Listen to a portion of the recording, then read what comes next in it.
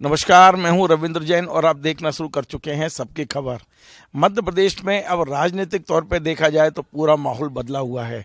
नए मुख्यमंत्री आ चुके हैं, नए दो उप मुख्यमंत्री आ गए हैं और नए मंत्रिमंडल की प्रतीक्षा भी हो रही है। हो सकता है एक आध दो दिन में हो जाए, लेकिन लोग अब ये कहने लगे हैं कि अब कहीं ना कहीं मध्य प्रदेश में मोहन को राज और शिवराज को वनवास। क्या वाकई ये सही है? क्योंकि शिवराज सिंह चौहान की जो योजनाएं थी अब उसका कोई नाम लेने वाला भी नहीं है। ऐसा लगता है कि उनका नाम लेना भी मध्य प्रदेश में अपराध की श्रेणी में आ जाएगा। हमारे साथ वरिष्ठ पत्रकार अरुण दीक्षित जी हैं। हम उनसे समझने की कोशिश करते हैं कि क्या वाकई मध्य प्रदेश में जो नया चेहरा है वो मोहन को राज और शिवराज को वनवास का ही है, या शिवराज फिर से प्रकट होंगे, फिर से शिवराज जी की मध्य प्रदेश में एक तूतू बोलेगी जैसी बोला करती थी। शिवराज का भविष्य क्या है और मोहन यादव जी का भविष्य क्या है, इन दोनों मुद्दों पे हम बात करते हैं। आपका बहुत बहुत स्वागत है अरुण जी। अरुण जी, कल मध्य प्रदेश विधानसभा में राज्यपाल का अभिभाषण हुआ। 21 बार प्रधानमंत्री की योजनाओं का और उनके नाम का उल्लेख हुआ। एक बार भी शिवराज सिंह जी या उनकी सरकार या उनकी योजना का उल्लेख नहीं किया गया। दूसरा, कहीं ना कहीं जिस तरह से पार्टी हाईकमान ने संकेत दिए हैं कि शिवराज जी को अब दक्षिण राज्यों की यात्रा की ओर कहा है कि आप उधर जाएं आप और यहाँ मोहन को राज करने दें, तो कुछ लोग ये कह रहे हैं पार्टी के अंदर, पार्टी के बाहर लोगों में चर्चा कि मध्य प्रदेश में अब एक लाइन में मोहन को राज और शिवराज को वनवास। आपको क्या लगता है? देखिए, प्रथम दृष्टया तो ऐसा ही लग रहा है कि जितनी उपेक्षा शिवराज सिंह चौहान की नरेंद्र मोदी और उनकी टीम ने की है पिछले 3-4 महीनों में, और ये जो प्रजातंत्र के जो मापदंड हैं, जो आज तक जिनको हम लोग भारत में मानते हैं कि नैतिक रूप से जिनका पालन होता रहा है, ऐसे तो चाहे कांग्रेस हो चाहे बीजेपी हो, जैसा चाहा वैसा किया गया, जिसको चाहे हटाया, जिसको चाहा। आपको ये भी पता है और हमें भी पता है कि खुद मोहन यादव को पता नहीं था उस मीटिंग में कि वो मुख्यमंत्री बनने वाले हैं। शिवराज सिंह चौहान, दो चीजें मैं आपको बताऊं, थोड़ा विस्तार से बात करेंगे कि राजनीति में, चुनावी राजनीति में और व्यक्तित्व के तौर पर शिवराज सिंह चौहान बीजेपी संघ और आम पब्लिक के बीच में ज्यादा स्वीकार्य हैं। उनका व्यवहार जो है, उनके व्यवहार में दम्भ नहीं है, उनकी बॉडी लैंग्वेज में अकड़ नहीं है, विनम्रता उन्होंने ओढ़ के रखी। इस वजह से वो ज़्यादा लोकप्रिय हुए हैं और आज भी आप देखिए उनसे राज ले लिया गया है, उनको दरकिनार कर दिया गया है, लेकिन उनके चाहने वाले, खास तौर पर जिस सरकार को जिताने, इतना बहुमत दिलाने वाली लाडली बहनें सड़कों पर रो रही हैं।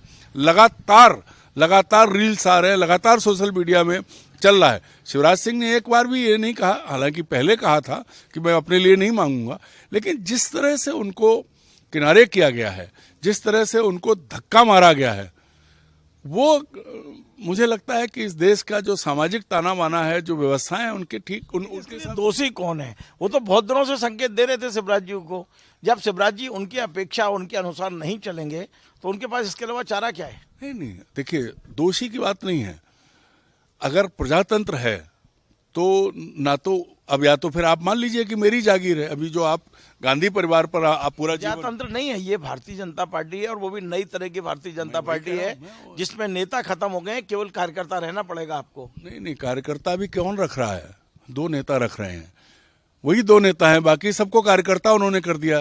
क्योंकि जिसको हम देखते हुए बड़े हुए, हमसे मतलब आप भी, उसमें व्यक्ति गौड़ हो जाता था, संगठन ऊपर होता था। यहाँ व्यक्ति सर्वोपरि हो गए हैं, संगठन बहुत नीचे हो गया है। किसी को भी कार्यकर्ता बना दिया जाएगा कभी भी, और इसका प्रमाण दिल्ली में आडवाणी जी हैं, जोशी जी हैं, शिवराज जी तो नया उदाहरण है।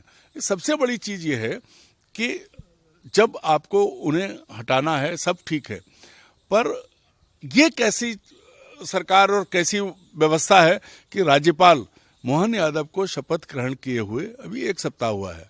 कल उन्होंने जो उपलब्धियां गिनाई अपने भाषण में, करीब 30 मिनट के, उस भाषण में प्रधानमंत्री, केंद्र सरकार, माननीय नरेंद्र मोदी, मतलब मैं उस भाषण को सुन रहा था तो मैंने संसद भी कवर की है, संसद में भी जो है राष्ट्रपति का अभिभाषण सुना है, होता है संयुक्त सत्र में, लेकिन ऐसा एहसास हो रहा था जैसे हम लोकसभा में बैठे हैं और लोकसभा में प्रधानमंत्री का गुणगान हो रहा है। ये जो चीज है, ये जो पहले एक बार आपने चर्चा में कहा था कि मध्य प्रदेश केंद्र शासित प्रदेश हो गया है, नहीं, एक नई परंपरा अब देश में शुरू हुई है। नरेंद्र मोदी और अमित शाह की जोड़ी ने जो शुरू की है वो है पीएम रूल्ड स्टेट, PRS, प्रधानमंत्री शासित राज्य। चाहे छत्तीसगढ़ हो, चाहे मध्य प्रदेश हो और चाहे राजस्थान हो, अब इन राज्यों में वही होगा जो केंद्र सरकार चाहेगी, नरेंद्र मोदी जी चाहेंगे, और वो जो लिख के देंगे।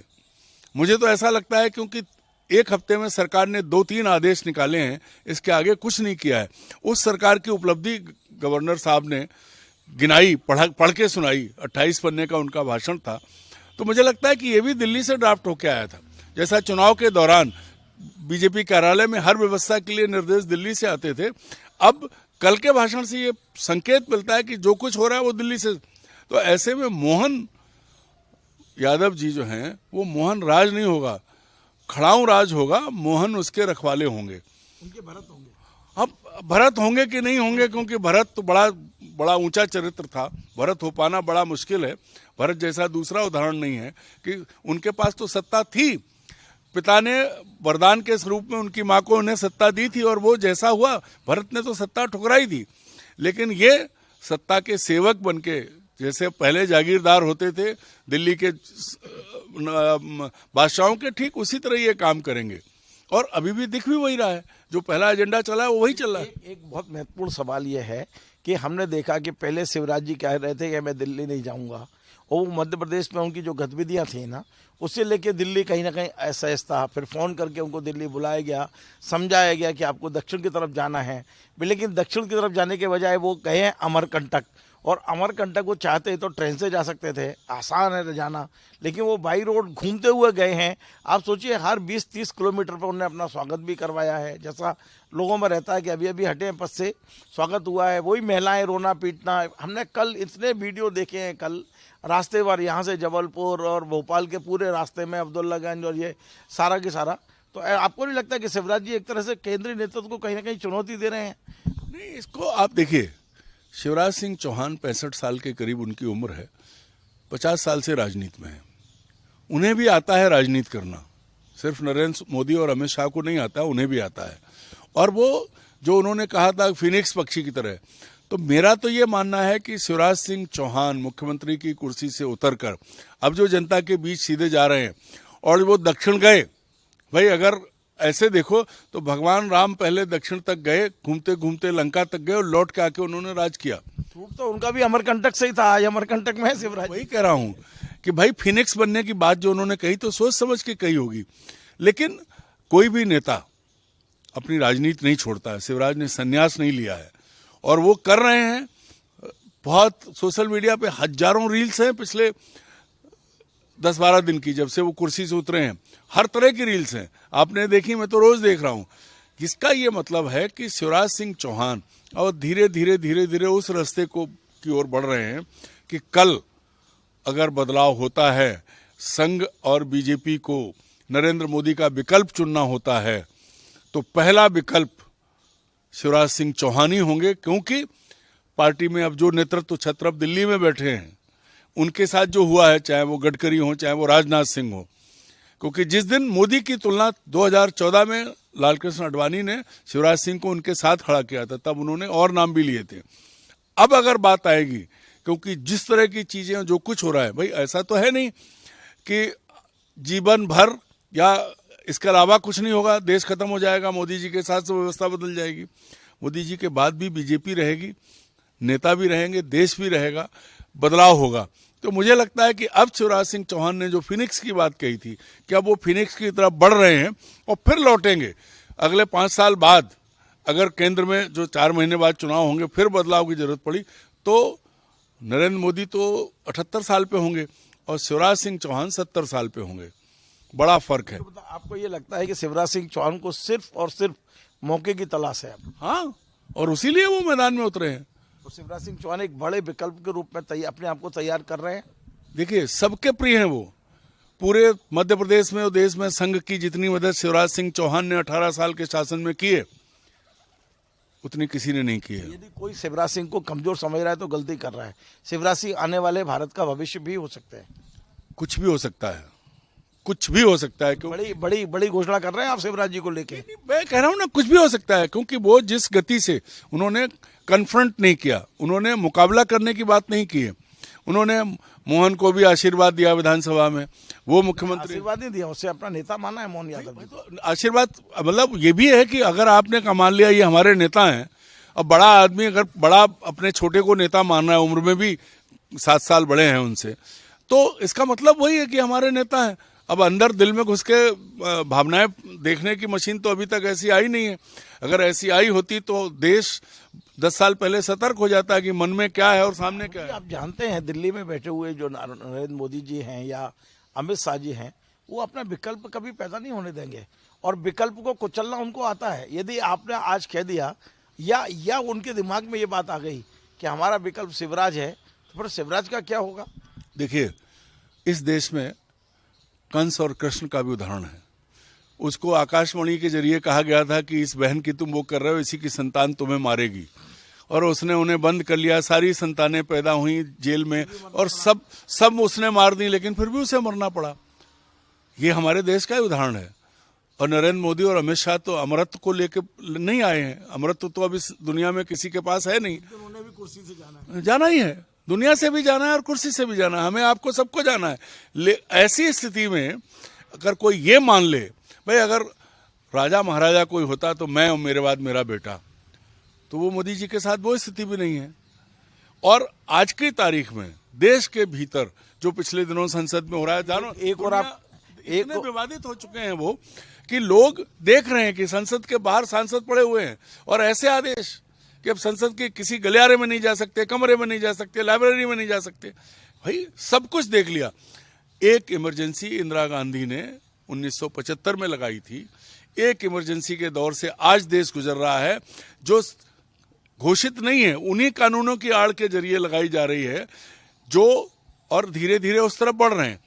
जब आज जो 3 कानून पास हुए हैं, वो कानून राज्यसभा से भी पास हो जाएंगे। चर्चा के बिना, विपक्ष है ही नहीं। अब इसको आप क्या नाम देंगे? सांसद बाहर पड़े हैं, एक मतलब मिमिक्री करने। अरुण जी, आपने 2 बातें कह दी। एक और आपने कह दिया कि शिवराज सिंह चौहान को दक्षिण की ओर मतलब वनवास दे दिया। दूसरी ओर कह रहे हैं कि वो आने वाली देश का भविष्य हो सकते हैं, वो एक उम्मीदों की बहुत बड़ी किरण है बीजेपी के अंदर। तो आखिर दोनों में से क्या माना जाए? और क्या ये संभव है कि शिवराज जी दिल्ली को चैलेंज करें और दक्षिण ना जाएं, वो यहीं बैठ कर राजनीति करें, जैसा कि उन्होंने शुरुआत कर भी दी है मध्य प्रदेश में? वो अपनी ताकत मध्य प्रदेश में लगातार दिखा रहे हैं। नहीं, इतना दम शिवराज सिंह में नहीं है कि यहाँ बैठ के चैलेंज करें। शिवराज सिंह वही करेंगे। शिवराज सिंह के सामने जो आपने कहा ना, मैंने राम का उदाहरण दिया है। राम अयोध्या से चल के दक्षिण गए थे, पूरा उन्होंने वनवास, और फिर वो 14 साल बाद लौटे थे। शिवराज सिंह के पास तो 5 साल का ही, ये तो 5 साल बाद भी, इनको तो 5 साल बाद भी मौका मिल सकता है। उनके लिए 14 साल थे। 14 साल में वो रावण को मार के दुनिया भर के सारे काम करके सारे अपने शिष्यों को उपकृत करते हुए लौट के आए थे, तब अयोध्या की गद्दी पर बैठे थे। तो वो ये किसका वध करके आएंगे? अब ये जाने। मैं तो ये कह रहा हूं कि ऐसा उदाहरण है, दक्षिण जाने के पीछे, दक्षिण की तरफ यात्रा राम ने की, वो लौटे भी।